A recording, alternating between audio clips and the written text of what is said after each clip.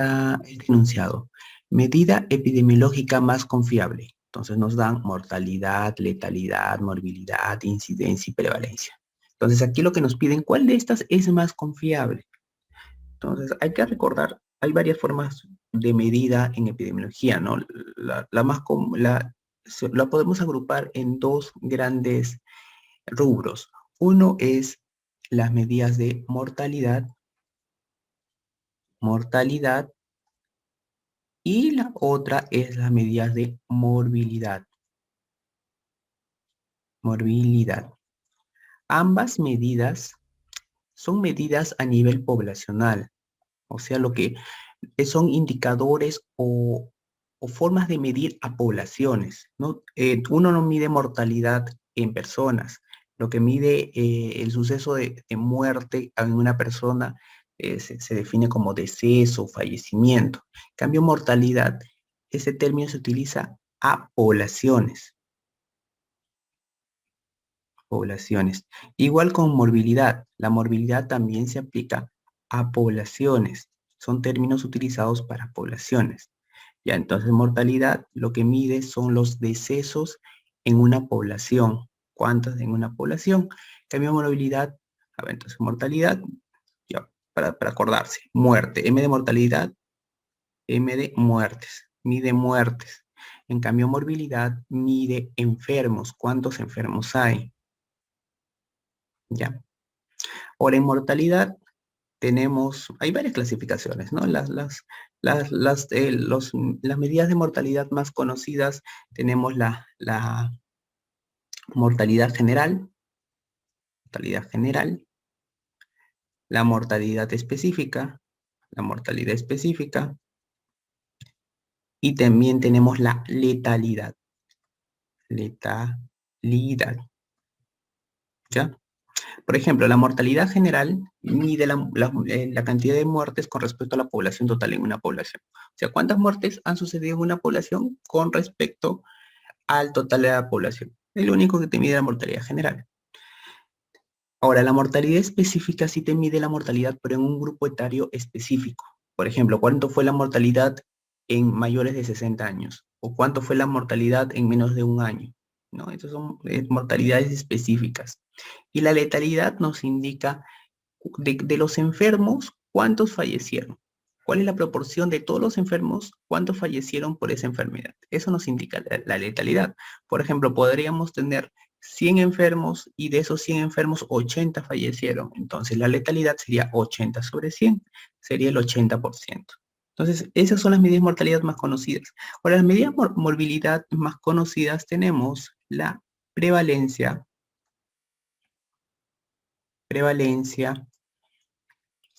y la incidencia.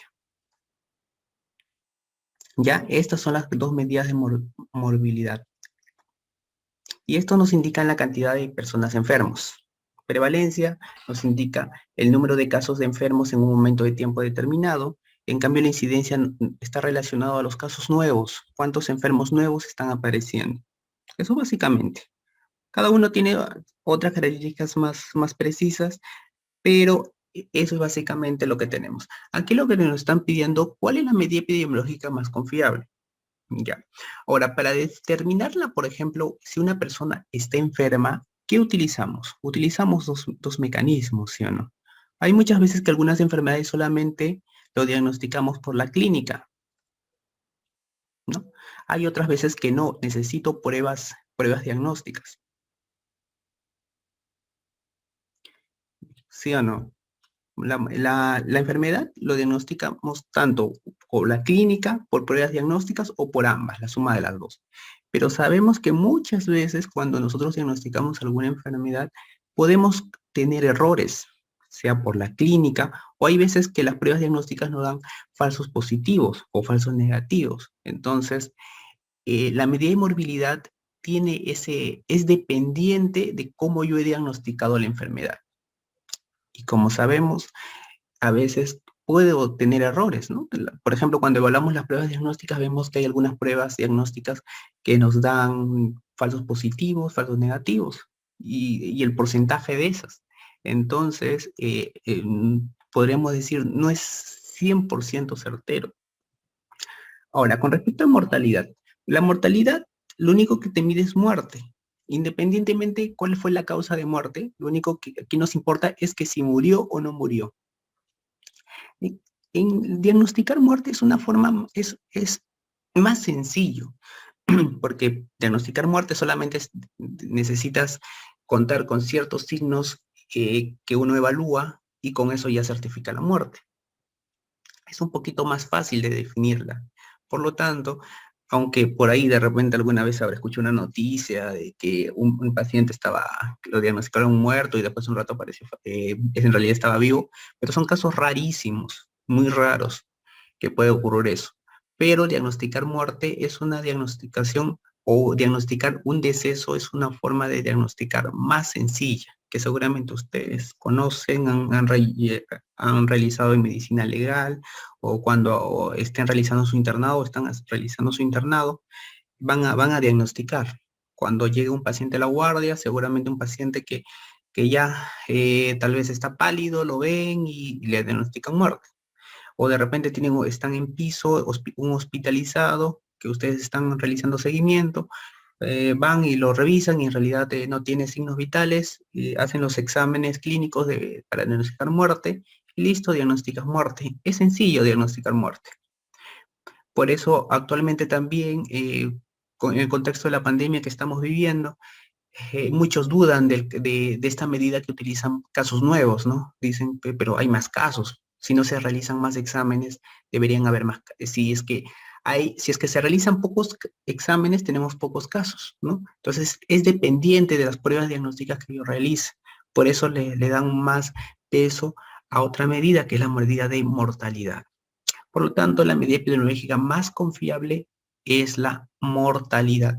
Por eso, la respuesta que estaba en sus exámenes, en la prueba, esa era la respuesta correcta. Y ahora vamos a revisar otra pregunta. Es esta. ¿Cuáles son los componentes del sistema de administración? Ahora, hay que tener cuidado con las preguntas, hay que tratar de entender qué es lo que qué es lo que quiere pedirte el que te hace la pregunta. Ya, entonces vamos viendo las claves. Me ponen planificación, supervisión, control, dirección. Entonces lo que me están preguntando acá, ¿cuáles son las funciones de la administración? Funciones de la administración. Eso es lo que me están pidiendo acá. ¿Cuáles son las funciones?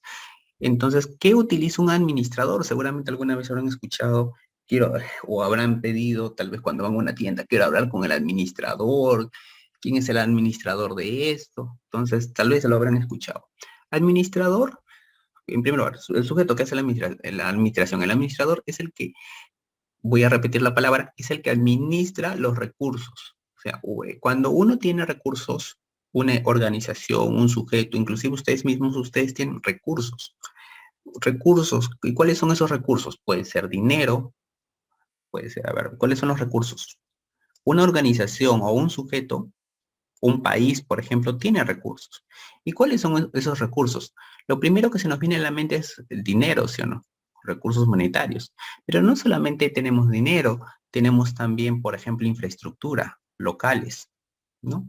Tenemos locales, por ejemplo, es un edificio, tiene una infraestructura, o de repente otro tiene trabajadores, esos también son sus recursos. O también tenemos sistemas de información, bases de datos, eso también son recursos. Entonces, ¿qué hace la administración? Lo que busca es manejar estos recursos para lograr los objetivos de una organización. ¿Ya? Una organización tiene un objetivo a donde quiere llegar. Entonces, tiene que manejar bien estos recursos para llegar a ese objetivo. Por ejemplo, ustedes seguramente quieren ingresar a realizar su internado en salud por alimentos. De repente ustedes quieren realizar su internado en cierto hospital y tienen que tener un buen puntaje para elegir las mejores salas. Entonces, su objetivo es ese. ¿Cuáles son sus recursos? Mínimo, su tiempo. El tiempo también es un recurso muy importante.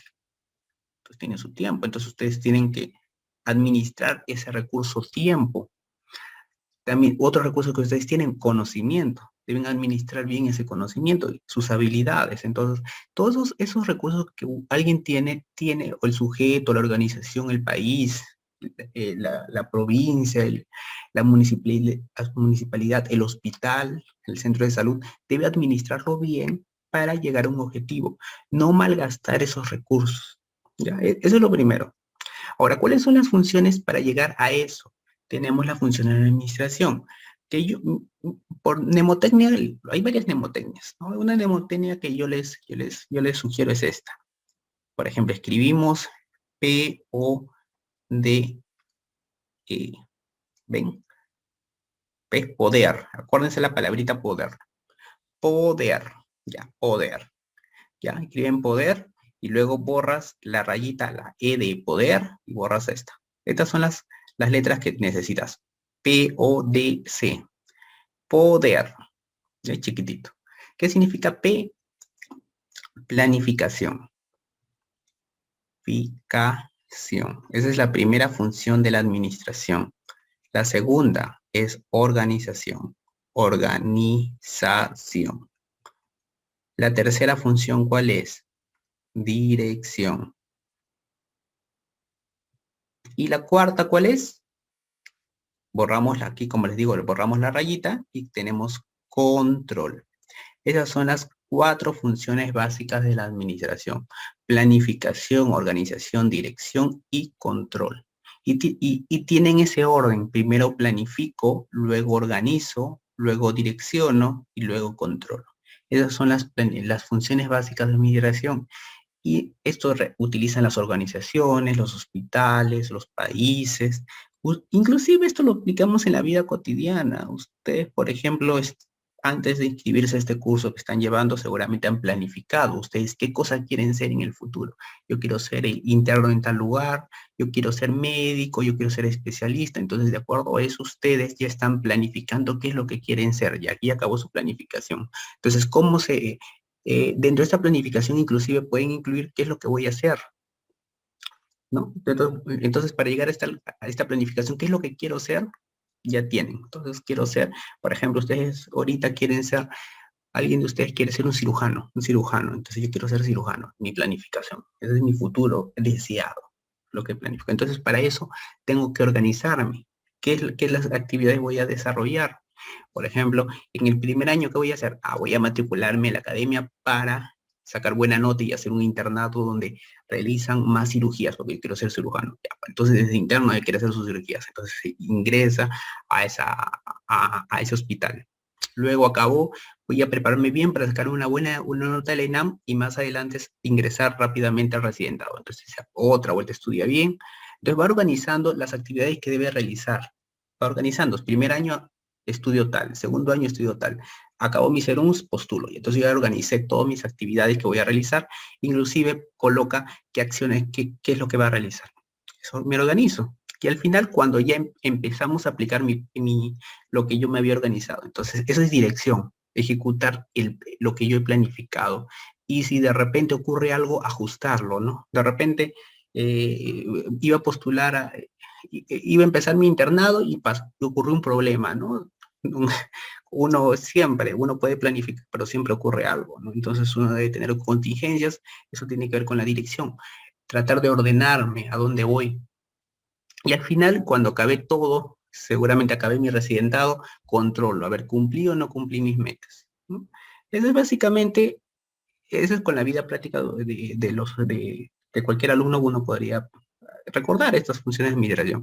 Ahora, una organización fácil, organiza. Digo, una organización, por ejemplo, un hospital, también cumple esas funciones de administración. Planifica, por ejemplo, por ejemplo, ustedes abren una clínica, tienen que ver a dónde quieren ir. Entonces, esta clínica planifica ser la mejor, su visión es esta: ser la mejor clínica de un distrito, ser la mejor clínica del distrito donde todos estén satisfechos. Esa sería su visión. Y su misión es atender pacientes en ¿cómo se llama?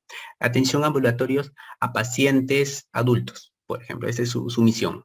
Y tengo su misión, tengo la visión, y de acuerdo a eso yo voy a tomar estrategias para llegar a esa visión. Luego organizo mis recursos. Seguramente en esta clínica hay médicos, hay enfermeras, hay técnicos, hay tecnólogos. Los organizo, cada uno tiene que tener sus actividades. Y al final, luego, posteriormente, cuando ya organicé, ya tengo mis manuales de organización y funciones, mis reglamentos de organización y funciones, mi manual de procedimientos, cómo va a funcionar mi organización, empiezo a trabajar. La clínica empieza a iniciar sus labores. Y aquí el director es el director, el jefe de la clínica, debe estar al tanto de que se cumplan estas actividades para que llegue a mi visión, a lo que yo quería llegar. Eso es dirección. Y dirección tiene que ver mucho con administrar recursos, estar al tanto con las personas, tiene que estar relacionado con el término de liderazgo también. Idealmente el director, el jefe del hospital debe tener liderazgo para que sus administrados sigan a este director a donde quiere ir, ¿no? Y finalmente, acá, cada año, por ejemplo, cada mes, el director va controlando cómo va yendo los indicadores. Y de acuerdo a eso, va realizando ajustes o no. Y al final evalúa si cumplió su visión o no, a lo que quería llegar. Eso es básicamente la función de la administración, es lo que te están pidiendo. Entonces, ¿cuál es cuál es la clave que te da eso? La alternativa sería planificación, organización, dirección y control. Esto sería la A. Son los componentes del sistema de administración. ¿Ya? Entonces, por eso la respuesta es la A. Lo que te están pidiendo es esta planificación, organización, dirección y control son funciones de la administración que forman parte del sistema de administración. Por eso la respuesta es la A. Y esta última pregunta, en un estudio se halla la cantidad de personas que poseen una enfermedad dentro de una población. ¿Qué estudio es este? Ya, es una pregunta relativamente sencilla. Es un estudio, es una pregunta de estudios epidemiológicos, de estudios de investigación, como lo quieran llamar. Entonces, aquí dice, en un estudio se halla la cantidad de personas que poseen una enfermedad dentro de una población. O sea, yo tengo una población, esta es toda mi población, la población por ejemplo, de un departamento del país, de un departamento, esta es toda la población, y encontré, por ejemplo, que el 20% tiene una enfermedad, por ejemplo, ¿no? Si el 20% tiene esta enfermedad, se supone, que eso es intuición, el 80% no tiene la enfermedad, ¿sí? No enfermo. Entonces aquí me están dando esta cantidad de enfermos. ¿Qué estudio solamente realiza el análisis de una población? Esos son los estudios descriptivos.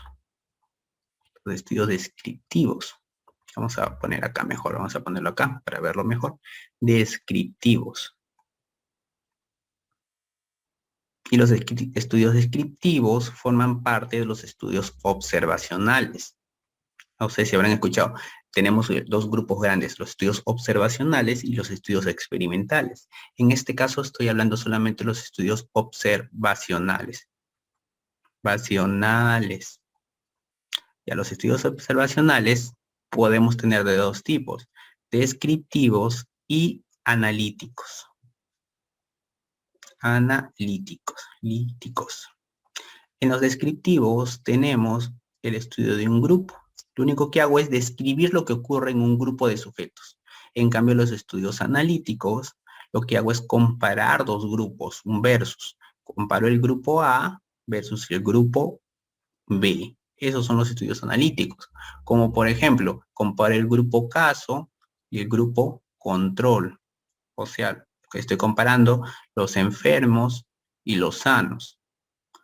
Entonces, dentro de los estudios analíticos tenemos los estudios casos y controles, los estudios de corte. Forman parte de los más conocidos, los estudios analíticos de tipo observacional. Y los estudios descriptivos, en cambio, lo único que hago es describir una población. En una población. Entonces, ahora ustedes dicen, pero aquí no hay alternativa a descriptivos. Ya, bueno, no hay descriptivos. Pero ¿cuáles son los tipos de estudios descriptivos? El más conocido son los estudios transversales.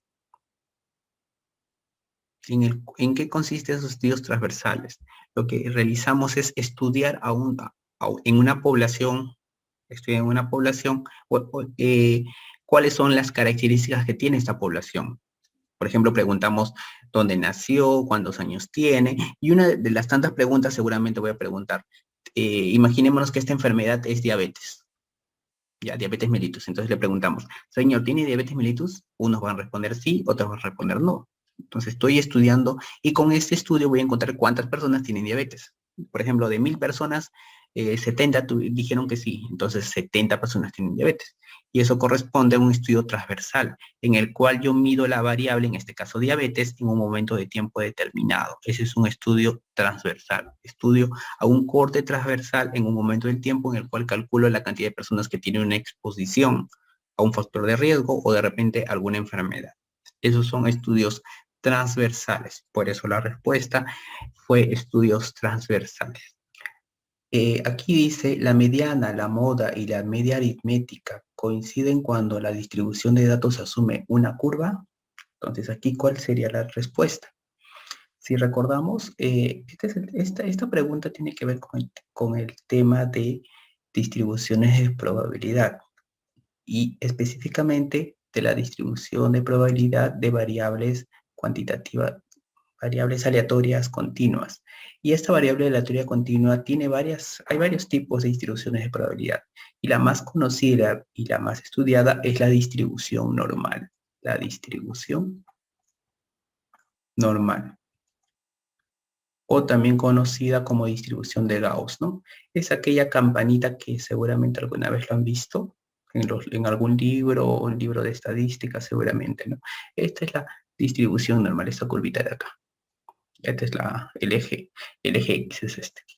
Ya, entonces aquí tenemos la curva normal. Y esta curva normal tiene ciertas características. Una de ellas es esta, de que es simétrica, izquierda y derecha es simétrica con respecto al promedio. Ya, vamos a poner, este es el simbolito de promedio que vamos a usar, ¿ya? Con respecto al promedio, es simétrica, izquierda y derecha son iguales. Esa es primera característica. Dos, que es utilizada en variables, como le dije anteriormente, variables aleatorias continuas. O sea, esto es una distribución de probabilidad de variables aleatorias continuas. Esa es la segunda característica que deben recordar. La tercera característica es que el promedio, la mediana y la moda son iguales. Eso también es otra característica de esta distribución normal. La otra característica que les dije que les mencioné es que es simétrica, ¿no? Simétrica. Simétrica. Simétrica. Otra es que el área bajo la curva es igual a 1. El área es igual a una unidad. ¿Ya? El área bajo la curva. En este caso, nos están preguntando que la media y la moda y la mediana y de la media aritmética, o también conocida como promedio, coinciden cuando la distribución de datos asume una distribución normal. Pero aquí no dice distribución normal. No, aquí dice, ¿no? La C. Esta sería la respuesta, ya se me estaba yendo. Entonces la respuesta aquí es la C, lo que estamos revisando, ¿no? Entonces, esta pregunta corresponde al tema de distribución normal, no se olviden. Y seguramente cuando van a revisar las clases teóricas, este tema lo vamos a revisar con mayor detalle. Ahora, la siguiente pregunta.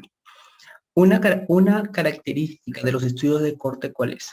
Ya, entonces, aquí vamos al segmento de epidemiología cuando desarrollamos los estudios epidemiológicos. Los estudios epidemiológicos, hay varias clasificaciones ya. Una de estas clasificaciones es aquel que divide en dos grupos grandes, estudios observacionales y estudios experimentales. ¿Ya? Entonces tengo dos grandes grupos, los estudios observacionales y experimentales. Los estudios observacionales pueden ser de dos tipos. Los estudios, en dos grupos también lo podemos dividir en dos grandes grupos. Los estudios descriptivos y los estudios analíticos. Los estudios analíticos y descriptivos se diferencian en esto, en que los estudios descriptivos solamente describen un grupo de sujetos, nada más. Lo único que hacen es describir lo que ocurre en una muestra. Por ejemplo, tenemos los estudios transversales. Los estudios transversales es un tipo de estudio descriptivo. En cambio, los estudios analíticos lo que hacen es comparar dos grupos, un grupo A y el grupo B. Comparamos, hacemos un versus. ¿Qué ocurre? ¿Hay diferencias entre este grupo con este grupo? Entonces, eso es lo que hacemos en estudios analíticos. Los estudios analíticos podemos tener los estudios casos, controles, y tenemos los estudios de cohorte, ¿ya? Ahora, los estudios de cohorte, ¿qué se caracterizan? Se caracterizan de que partimos desde ¿dónde? Es que formamos dos grupos. El grupo experimental, el grupo expuesto a un factor de riesgo, y el grupo no expuesto a un factor de riesgo. El grupo expuesto y el grupo no expuesto. Entonces formamos dos grupos de sujetos. Estos serían nuestros grupos de sujetos que vamos a comparar. Como es un estudio analítico, lo que hago es comparar grupos, y aquí estoy comparando dos grupos. Y les voy a hacer seguimiento a través del tiempo. Voy a hacer el seguimiento a través del tiempo. Y, por ejemplo, después de 10 años, es un ejemplo, después de 10 años, veo cuántos de estos sujetos, que inicialmente todos ellos estaban sanos, en el tiempo cero, este es el tiempo cero, estos sujetos estaban sanitos y le hicimos seguimiento durante 10 años y vemos cuántos de ellos se enfermaron y no enfermaron, enfermaron y no enfermaron. Y en eso consiste un estudio de cohorte. Los estudios de cohorte, cuando terminamos el seguimiento, lo que calculamos es la incidencia en expuestos y la incidencia en no expuestos. Calculamos la incidencia en ambos grupos. ¿Cuántos casos ocurrieron de enfermedad en ambos grupos? Y luego calculamos la medida de disociación conocida como riesgo relativo, que es la incidencia en expuestos y la incidencia en no expuestos. Aquí mi simbolito en O. Incidencia no expuestos. Y eso sería el riesgo relativo. De manera sencilla, en eso consiste un estudio de cohorte, un diseño de cohorte. Una ventaja es que permiten calcular la incidencia.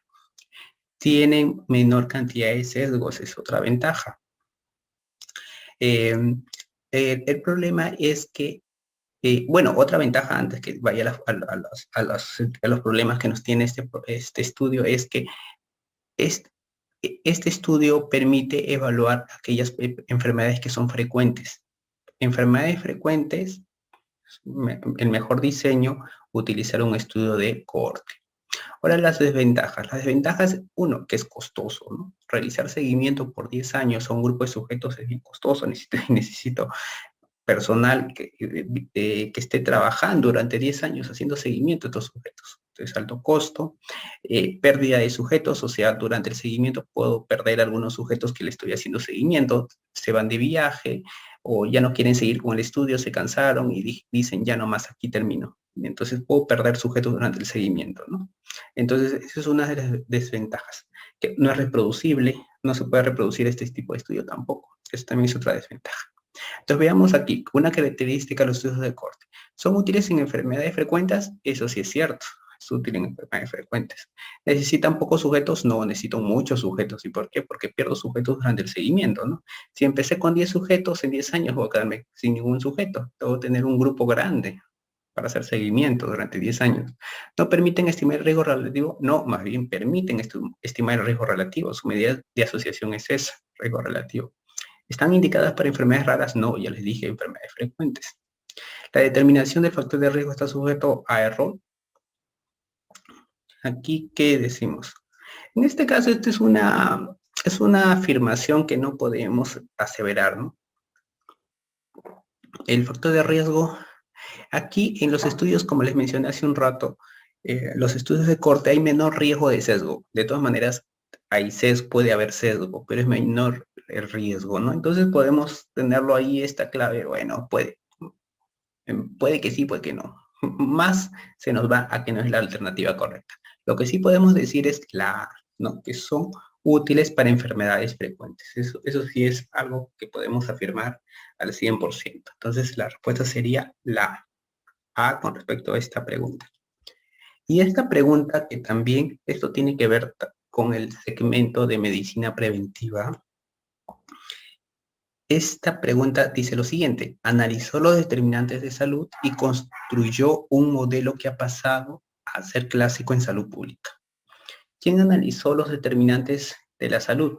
¿No? Entonces, si recuerdan su clase o cuando revisen su clase teórica, o si recuerdan sus clases de la universidad, cuando se desarrolla el tema de salud pública, siempre se habla de este personaje, ¿no? Que es Lalonde, Marc Lalonde.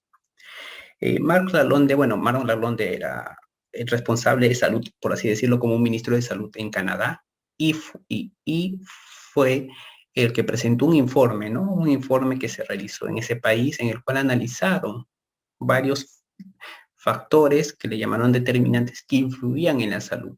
Estos 4 factores son los siguientes. Tenemos 1, la biología humana, biología humana es 1. El siguiente es el medio ambiente.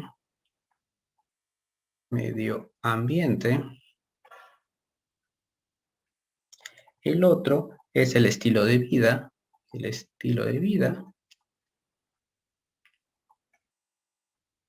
y el último es el sistema sanitario, ¿no? Sistema sanitario. Estos son los determinantes sociales que deben recordar. Hay algunas preguntas que vienen, ¿no? Y te dicen, ¿cuál de estos no es un determinante social? Digo, un determinante de la salud. Entonces, estos son los determinantes de la salud. Ya, no confundir con los determinantes sociales, que es otro tema.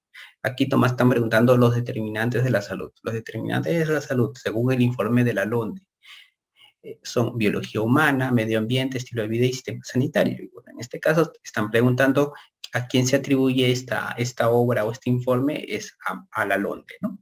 Y esta sería la respuesta. ¿Cuál es la escala de medida del Apgar? ¿No? Entonces nos dan varias alternativas. Entonces no hay que confundir tipo de variable, que es tipo de variable que tenemos, variable cualitativa o categórica, variable cuantitativa o numérica, con escala de medición de variables, ¿no? Escala de medición, ¿no? Escala de medición, recuerdo, si recuerdan, hay 4 escalas, ¿no? Nominal, ordinal, de intervalo y de razón. Son las 4 escalas de medición que hay. Nominal, ordinal, intervalo y de razón. Ya, entonces, de acuerdo a eso, vamos a revisar cuál es la escala de medida del Apgar. Entonces, el Apgar, recuerdan, es un puntaje que se utiliza mucho en neonatología, el recién nacido, sobre todo el recién nacido, el cual nos da 3 niveles, ¿no? El nivel normal, el recién nacido salió normal, cuando hay una depresión moderada,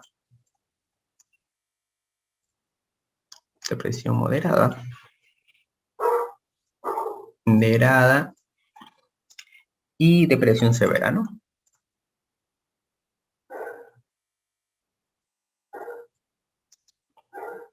Esa es la escala que utiliza el Apgar, ¿no? Dependiendo de los puntajes que salgan, ¿no? Cuando el puntaje es, por ejemplo, de 7 a 10, es normal, si no me equivoco, de 7 a 10, el otro es de 4 a 6, y el otro es de 0 a 3, ¿no? Depresión severa. Entonces, esas son las escalas de medida del Apgar, ¿no? Y si se han dado cuenta, cada vez que bajamos en esta escala, vamos bajando, nos da una idea de que el estado de salud de este recién nacido está empeorando, ¿no? Normal, bien, depresión moderada, ahora pasó a depresión severa, bueno, entonces está yendo mal este paciente, ¿no? Entonces nos da una idea de orden. Por eso aquí la respuesta es la escala ordinal, ¿no? La escala de medida del Apgar es la medida ordinal. La siguiente pregunta. En la planificación estratégica de un establecimiento de salud, la visión se define como. Entonces, en planificación estratégica hay varias etapas, ¿no? Una de las primeras etapas es definir definir a qué se va a dedicar o a qué se dedica la organización. Bueno, ¿qué es la organización? ¿A qué se dedica la organización? ¿Y qué es lo que quiere ser? Entonces, hay un momento en el cual se define qué es lo que soy, qué es lo que quiero ser. Donde se define qué es lo que soy, eso es la misión. ¿Cuál es la misión de la organización? Ahí se señala qué es lo que es la organización, a qué se dedica, a qué se va a dedicar. Eso indica la misión. En cambio, la visión es aquello que desea ser la organización. ¿Qué es lo que quiere ser? ¿Qué es lo que desea? ¿En qué se desea transformar?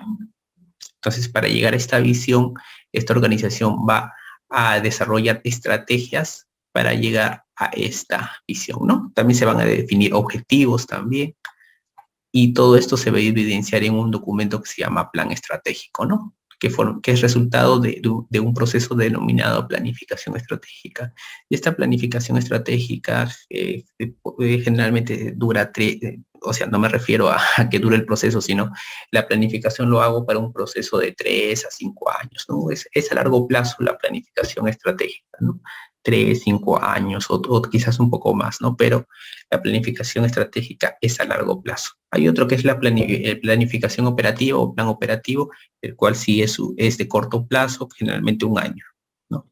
Entonces, en este caso, la planificación estratégica de un establecimiento, la visión define como la imagen que aspira como entidad de salud ante la sociedad, ¿no? En este caso, si un establecimiento de salud está realizando su plan estratégico, está realizando las acciones de planificación estratégica, y la visión es la imagen que aspira a ser la entidad. Esa es la visión. ¿Qué es lo que quiero ser? Esa es la visión. La misión, ¿qué es lo que soy? ¿A qué me dedico? La siguiente pregunta: ¿en cuál de los siguientes estudios es indispensable aleatorizar?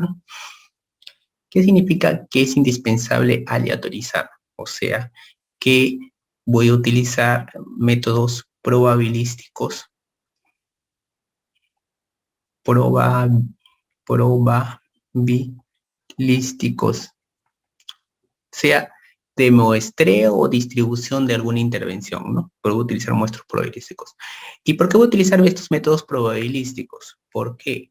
Porque esto evita el sesgo, o sea, una forma de evitar que haya sesgo en un trabajo de investigación, en una investigación, es a través de métodos probabilísticos, sobre todo por ejemplo, tomar una muestra probabilística, el muestreo probabilístico, por ejemplo, aleatorio simple, y todos los tipos de muestreo probabilísticos que tal vez conocen, en eso consiste estos métodos, ¿no? De muestreo probabilístico, muestreos.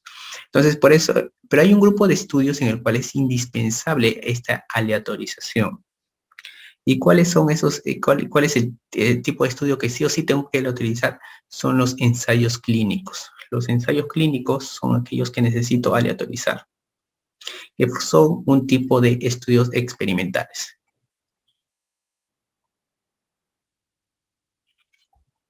Entonces, mejor dicho, en los estudios experimentales es indispensable aleatorización. Estudios experimentales hay para todas las carreras. En medicina, el estudio experimental por excelencia son los ensayos clínicos controlados. ¿Y cuáles son los ensayos clínicos controlados? Generalmente, hay varias aplicaciones. Generalmente se utiliza cuando se quiere probar que un nuevo medicamento, por ejemplo, que hay una pastillita, un nuevo medicamento funciona o no funciona o es bueno, ¿no? Y es eficaz y es seguro, no causa daño, ¿no? ¿Y cómo se comprueba esto? A través de un ensayo clínico en el cual vamos a tener un grupo experimental y un grupo control. Vamos a administrar el medicamento. Ahora, esta administración al grupo experimental y al grupo control del medicamento, esta distribución se hace de manera probabilística, aleatoria, ¿no? De manera aleatoria, vamos a poner, aleatoria. De manera aleatoria se realiza la distribución de ese medicamento. Ni el grupo experimental ni el grupo de control sabe qué le están dando. Entonces eso tiene que ver con el cegamiento. Se entiende que tiene que haber cegamiento. Entonces el grupo experimental, el grupo control, y al final comparo los resultados en ambos grupos, ¿no? Se utiliza riesgo relativo, reducción de riesgo relativo, número necesario a tratar, y varios medidas que se utilizan, ¿no? Pero en este caso, en estudios experimentales, es indispensable la aleatorización. Entonces, de todas las alternativas, tenemos la C, que es el ensayo clínico controlado, y esa es la respuesta. ¿Cuál es el indicador que se obtiene de la relación entre atenciones recibidas y los atendidos en el año? ¿Cuál creen que sea la respuesta? Aquí no olvidar, o si no lo han leído, ténganlo en cuenta. Indicadores, hay varias clasificaciones de indicadores. La clasificación más conocida, más utilizada, es aquella que divide en indicadores de estructura, indicadores de estructura, indicadores de proceso, e indicadores de resultado. Ya esos son los tres grandes grupos de indicadores en gestión. Los indicadores de proceso e indicadores, ahora abocándonos ya a los indicadores de un centro de salud o de un hospital o un establecimiento de salud. Hay varios tipos de indicadores de proceso. Los más conocidos y los cuales no deben olvidar son los indicadores, los siguientes indicadores, que es producción, rendimiento, rendimiento y concentración. Hay más, ¿ah? Pero estos son los más conocidos, ¿ya? Eso esto es lo mínimo que deben recordarle los indicadores de proceso. Es lo mínimo que deben recordar ya. Entonces aquí en esta te dan varias alternativas. ¿Cuál es el indicador en que relaciona atenciones y atendidos? Atenciones entre atendidos. ¿Cuál es ese indicador? Ese indicador tiene su nombre. Ese indicador se llama concentración. Concentración. Entonces, por eso la respuesta aquí debe ser la B. La B es concentración, no olvidar. Concentración es revisión, atenciones y atendidos. Ahora, la siguiente pregunta. Si se quiere evaluar la asociación, bueno, asociación entre tabaco y variables, ¿cuál es el mejor diseño? Aquí nos dan muchas alternativas, ¿no? Bueno, con respecto a esta pregunta hay que tener algo en cuenta. Esta es una pregunta, bueno, que les ha venido en el examen, que están en los bancos. Esta pregunta seguramente se ha jalado de uno de los bancos que hay por ahí, que ustedes busquen por internet, van a encontrar varios bancos. Pero hay ocasiones que hay que tener cuidado con los bancos que uno encuentra. Hay ocasiones que, la mayoría de veces sí está muy bien la pregunta, pero hay ocasiones que falta completar la pregunta, ¿no? En esta pregunta de todas maneras falta mucho, mucho, parece que no está bien formulada, pero igual nos ayuda a practicar. ¿Por qué? Porque hay veces que así vienen los exámenes, a veces viene una pregunta así mal formulada, pero igual viene así, ¿no? Entonces, a, a ver, ¿cómo les explico? A ver, si se quiere evaluar la asociación entre tabaco, entonces queremos determinar la asociación entre dos variables, tabaco, bueno, entre dos grandes grupos, tabaco con varias variables, variable uno, variable 2, variable 3. Entonces, ¿cuál es el mejor diseño que debo elaborar? Es lo que viene en la pregunta.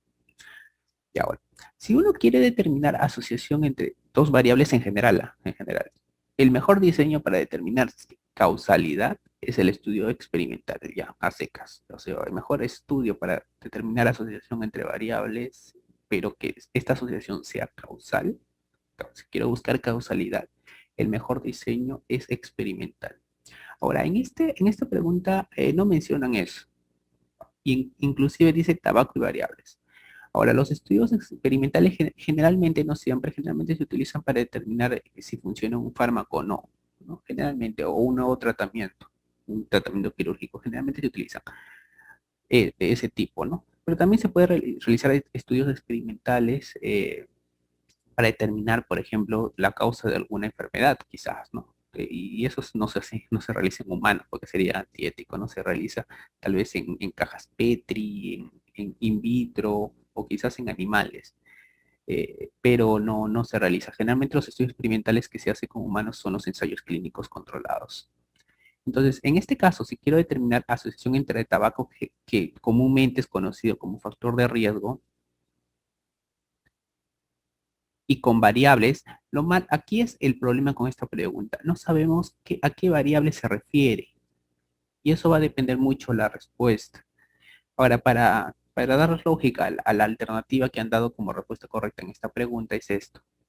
Aquí tengo un diseño en el cual tengo tabacos, entiende que son los fumadores, inclusive dice tabaco, no sabemos a qué se refiere con tabaco, a la planta de tabaco, a fumar tabaco. Bueno, para esto vamos a considerar fumadores y no fumadores, ¿ya? Solamente para encontrar lógica a la clave que van a encontrar en los bancos. Fumadores y no fumadores. Entonces, tengo dos grupos, fumadores y no fumadores. Hago el seguimiento en el tiempo y puedo ver varios efectos que ocurre, que ejerce este factor de riesgo. Varios efectos, por ejemplo, puede ser aumento de la presión arterial, de repente, por ejemplo, o de repente oscurecimiento de dientes. ¿no? Tal vez, oscurecimiento de dientes, y varios efectos, efectos. Puedo evaluar varios efectos. Podría evaluar varios efectos en función a la exposición. Esta es la exposición y esta sería la enfermedad. ¿Ya? Exposición, enfermedad. Este tipo de diseño para encontrar la relación entre exposición y enfermedad, estos son los estudios de cohorte. Bueno, si le damos esta lógica, ¿no? Pero como ya le dije inicialmente, falta todavía. Esta pregunta no está bien diseñada, pero igual nos ayuda a practicar, no se preocupen, y nos ha ayudado a recordar cuál es el diseño de estudios de cohorte. Recuerda, estudios de cohorte parten de la exposición hacia la enfermedad. Ya eso no se olvide. Y la última pregunta es esta, ¿no? Una medida descriptiva calculada a partir de los datos de una muestra se llama. ¿Cómo se llama la medida que se calcula a través de los datos de una muestra? Esto tiene que ver con el tema de muestreo, ¿no? Entonces, ¿por qué realizamos muestreo? A ver, tenemos una población. La población grande. Imagínense que esto es todo el Perú. Pero estudiar a todos los sujetos del Perú es difícil. Estudiar a más de 33 millones de peruanos requiere mucho tiempo y requiere muchos recursos, sea humanos o dinero. Entonces, para no evaluar a toda la población, entonces obtengo una muestra. Es tipo hace poco, ¿no? Con las elecciones, para que hagan las encuestas, no hagan las encuestas a toda la población. Lo que obtienen es una muestra. ¿Ya? Es una muestra. Y con la muestra tratan de extrapolar lo que ocurre en la población. ¿Ya? Entonces, ahora imaginémonos que, por ejemplo, que el investigador está en un colegio. Tengo los alumnos de un colegio. Y, por ejemplo, en el colegio es, tiene 2.000 alumnos. 2.000 alumnos. Pero igual, a pesar que es un número relativamente pequeño, pero igual también sería muy costoso, por ejemplo, conocer su hemoglobina. Queremos determinar cuál es la hemoglobina promedio de todos los alumnos del colegio, y son 2.000 alumnos.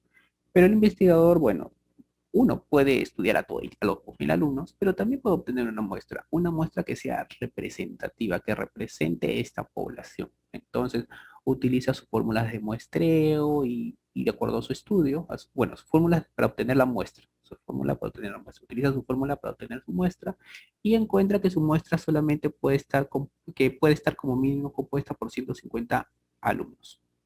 Entonces 150 ya es más manejable, ¿no? Entonces, lo único que hace es estudiar estos 150. Ya selecciona los sujetos de manera probabilística, no probabilística, ya dependerá del diseño de su estudio. Y el valor que obtiene acá de hemoglobina en promedio, de hemoglobina promedio que obtiene, su hemoglobina promedio va a ser, imagínense, 11.3. Ya, eso es lo que él obtuvo. Pero justo a la semana siguiente, el Ministerio de Salud, en coordinación con el Ministerio de Educación, realizaron un tamizaje de hemoglobina a todos los alumnos del colegio. Y ellos obtuvieron en promedio, por ejemplo, 11.5. ¿Ya? Este valor que obtenemos, el valor real que obtenemos de toda la población, se denomina parámetro. Y el valor que obtenemos de la muestra, esta es población, esto se llama muestra, el valor que obtenemos de la muestra se llama estadístico, ¿no? Entonces siempre hay un rango de error. Por ejemplo, aquí hay un error de cuánto, de 0.2, ¿no? Seguramente cuando han escuchado las encuestas de las últimas elecciones escuchan, ¿no?, un rango de error de tanto por ciento, ¿no? Ya, pues siempre hay un error con el verdadero valor, que es el parámetro. El parámetro es el verdadero valor que corresponde a la población, y el estadístico es el valor que se obtiene de la muestra. ¿Ya? Eso no olvidar. Entonces aquí la respuesta sería la estadística. Dice, en la selección de sujetos en los estudios, casos y controles, nos dan varias alternativas, ¿no? Ahora, ¿en qué existe un estudio, casos y controles? ¿No? Recordar que es un estudio observacional, ¿no? Un estudio, casos y controles. Estudio, casos controles. Estudio casos controles es un estudio observacional, ¿no? Vacional, racional, y también es un estudio analítico, ¿no? Es un estudio analítico y observacional. ¿En qué consiste? Es un estudio retrospectivo también, recordarán, ¿no? Es un estudio retrospectivo también, el cual partimos desde sujetos que están sanos. Bueno, pero hay que poner primero a los sanos y enfermos, ¿no? Primero hay que poner a los enfermos y sanos. Y vamos a comparar los enfermos y los sanos para ver si en el pasado estuvieron expuestos o no a un factor de riesgo, ¿no? Expuestos, no expuestos. Expuestos, no expuestos. Entonces lo que buscamos es de manera retrospectiva. Estos enfermos van a asumir el rol de causa. O sea, digo, los enfermos van a asumir el rol de casos, mientras que los sanos van a ser los controles. Entonces tengo casos y controles. Entonces lo que vamos a buscar son los casos, son los sujetos enfermos y los controles son los sujetos sanos. Entonces seguramente alguno de ustedes ha realizado un estudio de casos y controles en la universidad, el cual, ¿qué es lo que se hacía, no? Generalmente, en la mayoría de veces, ¿qué hacíamos? Íbamos al archivo del hospital y pedíamos al que trabajaba ahí, ¿no? Señor, deme todas esas historias clínicas, ¿no? Y ustedes ya habían buscado en el área de estadística cuáles son las historias clínicas de personas que tienen este diagnóstico. Entonces, por ejemplo, le pedían 100 historias clínicas de los casos. Y le pedían, ahora dame 100 historias clínicas de aquellos que no tienen enfermedad. Y ustedes seguramente ya tienen un listado, ¿no? De 100. Entonces el archivo les daba todas esas historias clínicas. Entonces ustedes ya sabían que estaban enfermos y que estaban sanos y se ponían a revisar si estuvieron o no expuestos a estos factores de riesgo, los cuales están seguramente en alguna parte detallados en la historia clínica. ¿Ya? Entonces un estudio retrospectivo. Entonces para formar los grupos, casos y controles, aquí al formar los casos y controles no sabemos si estas personas estuvieron o no expuestas. Recién nos vamos a enterar después, cuando revisemos su historia clínica. Entonces, para determinar cuál es caso, cuál es control, lo único que nos importa es saber si estuvo enfermo o no estuvo, o estuvo sano. Si estuvo expuesto o no, eso nos enteraremos después. ¿Ya? Porque dentro de los casos va a haber algunas personas expuestas y algunas personas no expuestas. Igualito en los controles va a haber algunos que van a estar expuestos y otros que no están expuestos. Ya recordemos esto. Entonces hay que revisar las alternativas. Entonces empecemos de acá de abajo para arriba, ¿ya? La proporción de controles debe ser mayor a la de casos.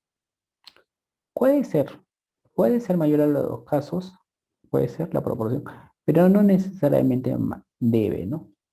Es muy distinto decir debe que puede, ¿no? No necesariamente. Cuando pones debe significa que siempre tiene que ser mayor. Y no necesariamente. Aunque se recomienda a veces que el control sea mayor, pero aquí dice debe. Entonces, esta respuesta probablemente no sea la correcta. La siguiente, el estado de exposición debe determinarse antes de la enfermedad. No, como les dije, no sabemos si estuvo expuesto o no. Después nos vamos a enterar cuando revisamos las historias clínicas. Entonces tampoco no es. Los controles deben ser de una población distinta a la de los casos. No tienen que ser de la misma población, sino vamos a introducir sesgos. Entonces tampoco no. Debe tenerse en cuenta la exposición o no exposición al factor de riesgo. No se toma en cuenta. No se toma en cuenta. ¿Por qué? Porque eso después nos enteraremos después. Lo que nos importa es que estuvo o no tuvo la enfermedad. Tampoco no es. No debe influir la exposición o no exposición al factor de riesgo. Eso sí es cierto, ¿no? O sea, no debe influir. Cuando formes los casos y los controles, no debe influir si estuvo expuesto o no, porque no sabemos. Después nos vamos a entrar. Bueno, la alternativa, la que más adecuada de todas estas que tenemos, porque en realidad podríamos expresarlo de otra forma mejor todavía, pero bueno, la más adecuada sería la A. Después esa sería la respuesta. La siguiente pregunta. Centro de salud con médico general, pediatra, ginecólogo, laboratorio, patología, ¿a qué nivel de atención pertenece? ¿No? Es una pregunta también sencilla, si recuerdan, si han estudiado el tema de categorización, ¿no? Recuerden que los establecimientos de salud se clasifican en tres niveles, nivel uno, nivel 2 y nivel 3, ¿no? Recuerden, nivel uno, nivel 2, nivel 3. El nivel uno y nivel 2 hay hospitalización, pero eso se llaman hospitales. ¿Por qué creen que se llaman hospitales? Porque tienen hospitalización, ¿no? Si no tuvieran hospitalización, no se llamaran hospitales. Hospitalización, ya. ¿Ya? En cambio, el uno no tiene hospitalización, pero tiene algo que solamente tienen ciertos establecimientos 1-1, si recuerdan. Ahorita les voy a hacer recordar si se olvidaron ya. Pero aquí lo que nos preguntan es esto, ¿no? Un centro de salud. Y entonces veamos el 1-1. El establecimiento nivel 1, ¿no? Estos son los niveles 1, 2 y 3. El nivel 1, tengo el nivel 1-1, el nivel 1-2, el nivel 1-3 y el nivel 1-4. El nivel 1 y 1-2 son los conocidos en los establecimientos MINSA como puestos de salud. Puesto de salud, puesto de salud. En cambio, los establecimientos 3 y 3-4, digo 1-3 y 1-4, los establecimientos 1-3 y 1-4 son conocidos como centros de salud. Centros de salud, centros de salud. Entonces, los establecimientos 1-1 y 1-2 son establecimientos como puestos de salud y 1-3 y 1-4 como centro de salud. El 1-1 es sin médico, aquí no hay médico, y el 1-2 con médico. Entonces aquí sí hay médico. Que le da la categoría es el médico. Ya, pero aquí nos están preguntando centro de salud. En el nivel 2 y 3 no existen centros de salud. Aquí son hospitales. ¿Cómo se llama? O institutos.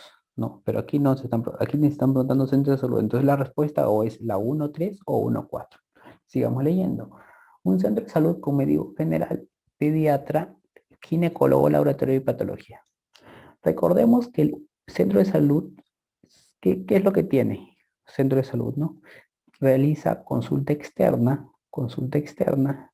ya que está bien, y tiene laboratorio, ¿ya? Consulta externa y tiene laboratorio. Pero estos establecimientos 1-3 solamente tienen consulta externa, pero generalmente son consulta externa de medicina general.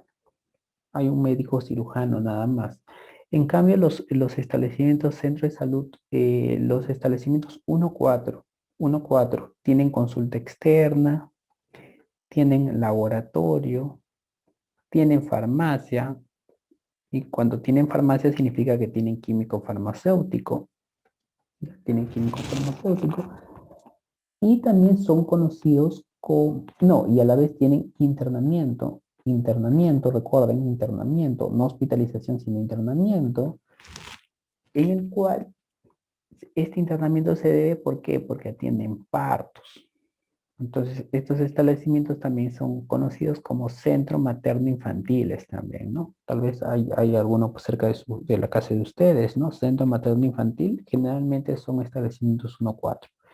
Y estos establecimientos están dirigidos para la atención por eso se llama centro materno infantiles, para la atención de partos, ¿no? Entonces, en estos establecimientos hay ginecobstetras, en establecimientos de primer nivel hay ginecobstetras, hay pediatras, ¿ya? Entonces hay esto. Entonces aquí nos dicen que hay un establecimiento de salud que tiene un médico general, ya está bien, pero también tiene pediatra, tiene ginecólogo, laboratorio, patología. Bueno, aquí faltaría farmacia, ¿no? ¿Qué nivel de atención pertenece? Entonces en este caso la respuesta sería 1-4. Entonces aquí la respuesta es 1-4. Entonces, bueno, espero que les haya ayudado esta resolución de preguntas. Creo que es la última. Ah, no, me había olvidado, ya estaba cortándoles ya.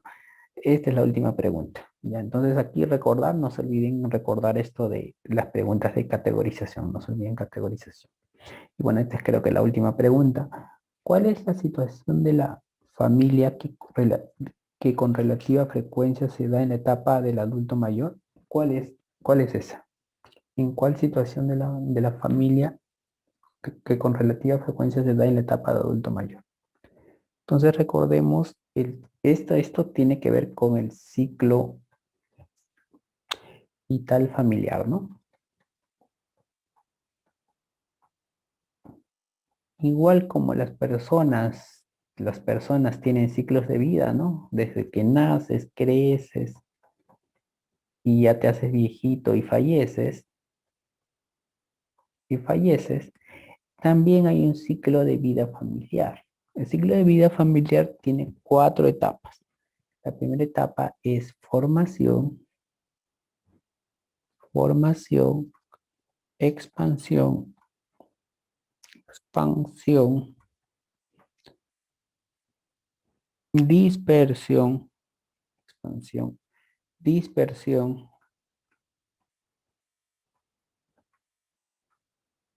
y la última etapa que es contracción.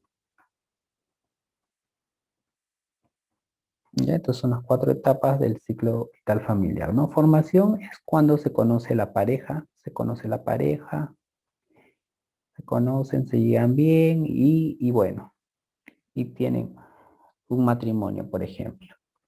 Expansión es cuando esta pareja, por ejemplo, una pareja acá, empieza a tener sus hijos. Primer hijo, segundo hijo, tercer hijo. Se empiezan a nacer sus hijos. Esa es la familia en expansión. La familia en dispersión es cuando ya los hijos ya crecieron, ya son adultos y empiezan a dejar la casa, ¿no? Por ejemplo, esta pareja tuvo 3 hijos, entonces esta pareja en esta casa, por ejemplo, todos viven en la misma casa, uno de ellos ya, por ejemplo, ya acabó su carrera y se va a independizar. El otro también acabó su carrera y busca tiene una pareja y deja la casa, ¿no? Entonces seguramente se va a quedarse el hijo menor por un tiempo, ¿no? Entonces aquí en la familia de dispersión ya los, los integrantes empiezan a dejar la familia. Y en la familia de contracción es cuando ya todos dejaron a los padres, ¿no? Generalmente los hijos ya se independizan, ya viven en otra casa, tienen sus propias familias. Por ejemplo, este ya tiene su propia familia, este también ya tiene su propia familia, este también tiene su propia familia y viven lejos, ¿no? Lejos, bueno, en otro lugar, no en la vivienda, o si hay muchos que viven en la misma vivienda, pero ya alejados, ¿no? Es no dentro de la misma zona, ¿no? O en la misma ámbito familiar. Esto se llama familia en contracción, ¿ya? Entonces, cuando ya estos hijos abandonan el donde antiguamente era su hogar, y los que quedan son los padres, y aquí generalmente estos padres, esta etapa ocurre cuando ellos están en la fase de adulto mayor. Cuando atiendan ustedes a un paciente adulto mayor, deben tener en cuenta que muy probablemente estos adultos estén viviendo solos. Entonces, cuando le entra una pastilla o un tratamiento, no piensen que alguien lo va a leer. Tienen que hacerle entender a este paciente, porque probablemente este paciente esté viviendo solo o solamente esté viviendo con su pareja, porque los hijos ya se independizaron y probablemente ya no estén viviendo acá. ¿Ya? Entonces, esa es una familia en la familia en el ciclo vital de contracción es donde están aquí los adultos en la etapa adulto mayor. Y eso nos va a pasar a todos, ¿no? Va a haber un momento en el cual vamos a estar en esta etapa de adulto mayor. Entonces, aquí la respuesta sería por contracción, ¿no? La C. Esa es el gráfico del histograma se emplea para representar y nos ponen aquí alternativas, ¿no? Variables cualitativas, cuantitativas, frecuencias, cuartila y dispersión. Ya, entonces esta pregunta quiere que nosotros respondamos en qué tipo de variables se utiliza el gráfico de histograma. Entonces recordemos, ¿no?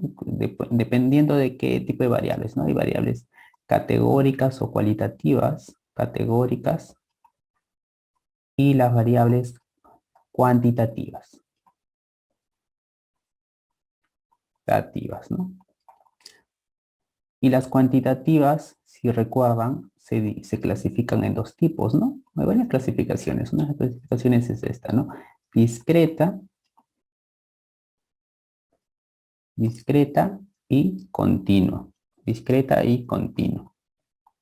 Entonces, si tenemos una variable cuantitativa discreta, se recomienda utilizar un diagrama de barras. En cambio, si tengo una variable cuantitativa continua, ¿qué utilizo? Un histograma. Se recomienda usar un histograma. Por lo tanto, aquí, ¿cuál sería la respuesta? Un histograma. La respuesta sería una variable cuantitativa continua. Pero como no hay cuantitativa continua, solamente cuantitativas, entonces la respuesta sería la B, variables cuantitativas, ¿no? Una pregunta sencilla. Ahora veamos la siguiente. Se desea investigar la asociación entre la violencia familiar, intrafamiliar durante la gestación y su relación con el bajo peso al nacer.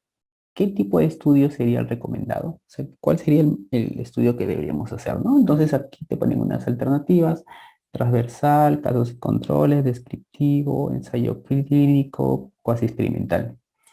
Ya, entonces, en esta pregunta primero tenemos que identificar cuáles son las variables que participan en esta investigación, ¿no? El cual nos puede ayudar qué este estudio podemos elegir, ¿no? Entonces tengo la variable violencia intrafamiliar, la asociación entre violencia intrafamiliar durante la gestación, esa sería la primera variable, y la segunda sería bajo peso al nacer. Entonces tengo dos variables. La variable 1 hay que ponerle violencia intrafamiliar durante la gestación, ya, intrafamiliar durante la gestación, ya que llamarle VIG, para poner unas siglas, y bajo peso al nacer sería bajo peso al nacer, ¿no? Entonces queremos determinar la asociación entre violencia intrafamiliar durante la gestación, cómo influye en el bajo peso al nacer. ¿Ya? Entonces, eso lo queremos determinar, ¿no? Entonces, esta sería la variable independiente, la variable dependiente, recordando, ¿no? ¿Qué tipo de estudio podríamos hacer? Ahora veamos. Por ejemplo, nos ponen un estudio, ensayo clínico y cuasi experimental. Empecemos con el ensayo clínico. Podríamos hacer esto, a ver, hipotéticamente, empecemos con el ensayo clínico. Tendríamos que tener un grupo experimental y el grupo control, en el cual al grupo experimental le debo aplicar violencia y al control no violencia, y veo si sus bebés nacieron con bajo peso al nacer. Por ejemplo, este estudio no sería adecuado, estaría mal, éticamente incorrecto. Entonces, ensayo clínico, de hecho que no. ¿Cómo vamos a realizar un estudio así, no? Sería antiético realizar ese tipo de estudio, ¿no? Entonces, a un grupo aplicar violencia, al otro no, no sería ético realizar. Entonces, un ensayo clínico no sería. Un estudio cuasi experimental también es similar a un ensayo clínico. La diferencia es en que los sujetos que ingresan al estudio no son seleccionados al azar, o las intervenciones no se distribuyen de manera aleatoria. Por lo tanto, también cuasi experimental tampoco no sería respuesta. Ahora, descriptivo. Descriptivo transversal son el estudio transversal, si recuerdan, es un tipo de estudio descriptivo. Ahora, el estudio transversal a secas, el puro, solamente te describe una situación, pero no asocia variables. Los estudios descriptivos, los descriptivos puros, no buscan asociaciones entre variables. Ya no, o sea, no es la finalidad, no es determinar. Solamente lo que hacen es describir lo que ocurre en un grupo de sujetos, como por ejemplo, queremos describir si es que las gestantes hay violencia o no hay violencia. Eso sería un estudio descriptivo nada más. Pero la asociación entre estas dos variables, determinar, investigar y buscar esa asociación, no sería adecuado a través de estos estudios, porque si de repente forzamos un estudio de asociación a través, o determinar asociaciones en un estudio transversal, esas asociaciones no serían, por así decirlo, contundentes, ¿no? Ahora, en cambio, si realizamos un estudio de casos y controles, ¿cómo lo diseñaríamos? A ver si realizaríamos un estudio de casos y controles. Recuerden que en los estudios de casos y controles partimos de la enfermedad a la exposición, ¿sí o no? Entonces, formamos dos grupos. Vamos a borrar esto. Entonces, necesitamos dos grupos. El grupo caso y el grupo control, ¿no? Entonces tengo el grupo caso y el grupo control. Tengo dos grupos. El grupo caso sería aquellos que tienen la patología, la variable dependiente, ¿no? ¿Quiénes tienen la patología bajo peso al nacer? Entonces los casos serían los niños, los recién nacidos que tienen bajo peso al nacer. Y, y los controles serían aquellos que tienen peso normal. Peso normal. Que sería mi caso, mi control. ¿Y cuál sería la exposición que voy a buscar? Sería si está expuesto a violencia intrafamiliar durante la gestación, ¿no? Si está expuesto o no está expuesto a violencia intrafamiliar durante la gestación. Y listo. Y si es factible realizar un estudio de este tipo, ¿no? Un estudio de casos y controles. Por tal motivo, la respuesta sería la B. El más recomendado es a través de un estudio de casos y controles. Entonces, ¿cómo lo harían? Imagínense, quieren hacer su tesis al respecto, ¿no? Entonces, lo único que van a hacer es buscar las historias clínicas de los pacientes. Van a pedir al archivo del hospital que les den las historias clínicas de todos los recién nacidos que nacieron con bajo peso al nacer y aquellos que tuvieron peso normal y revisan en su historia si tuvieron antecedentes de violencia, ¿no? Si no, y listo, ya tienen su estudio de casos y controles al respecto. Entonces aquí sería la B. Y esta pregunta, la prevalencia usual de una enfermedad en un área geográfica determinada, ¿cómo se denomina? Epidemia, pandemia, endemia, endemia, hiperendemia, ¿no? Esta definición de acá, prevalencia usual de una enfermedad, recuerden, no es sencillo, eso se llama endemia, ¿no? Es una endemia, simplemente es una endemia, es la prevalencia usual de una enfermedad. En cambio, si dice la aparición de casos nuevos superior a lo esperado, eso se llama epidemia, ¿no? Pero en este caso no es epidemia, ¿ya? Entonces, esa sería la respuesta a esta pregunta.